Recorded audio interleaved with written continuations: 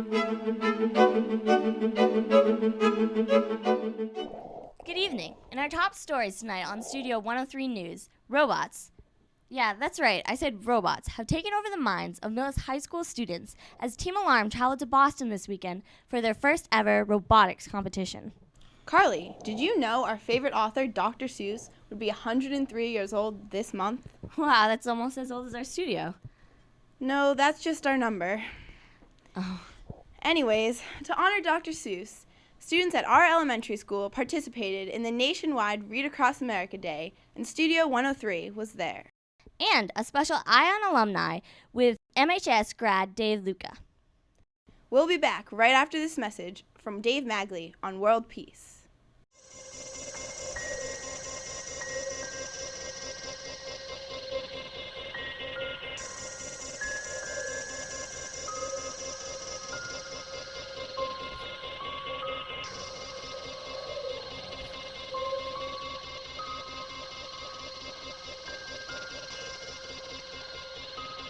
Wow, that was a powerful message.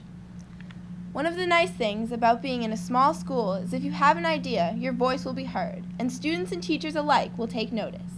That's exactly what happened to junior John Greco. Greco engineered the first ever robotics club at Millis High School. Deirdre Nash has the story. First Robotics inspires students to design and build their own robots. 50 schools competed in the annual competition at Boston University. The Cinderella story of this event is Millis High School. Millis made it to the semifinals and took the Rookie All-Star Award. This dramatic story begins with Millis students John Greco, Andrew Haggerty, and a big dream.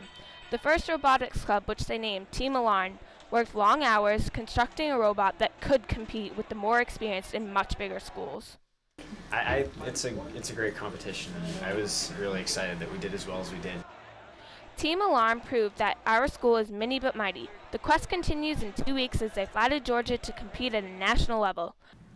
I can remember wishing when I was younger that by now we'd be traveling in flying cars. Maybe it's not such a far-fetched idea after all.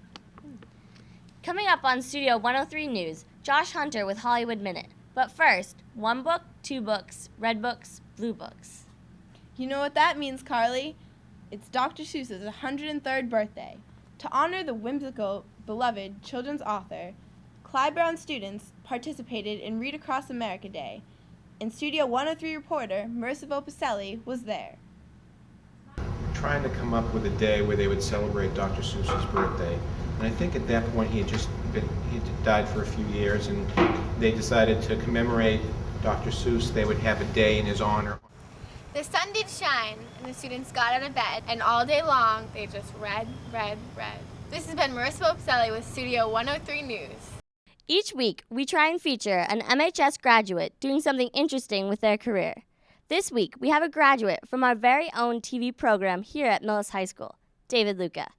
Claire Popolo went to Boston this weekend to meet up with him. Let's take a look at what's going on Eye and Alumni. In high school, David was a star in the TV studio, and he currently works as a producer for the Boston Red Sox. Every Red Sox game the past few years is up in here. The script gets approved Wednesday afternoon. I get voice tracks on Thursday, and I edit Thursday afternoon and Friday. As soon as we shoot a tape, it gets a code like com is community. It gets a date, and then a number. David dreams of becoming a sportscaster, and I just dreamt of going behind the scenes at Fenway Park. This has been Claire Popolo with Eye on Alumni reporting for Studio 103 News. I'm looking forward to seeing the Red Sox this season. Opening day is just around the corner. Now here's Josh Hunter with his report on American Idol for Hollywood Minute. Josh?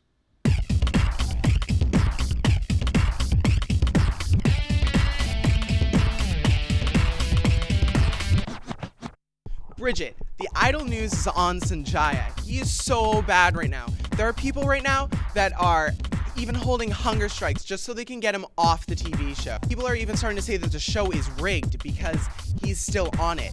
He's so terrible. I'll keep you updated though on Sanjaya. And that's Hollywood Minute with Josh Hunter.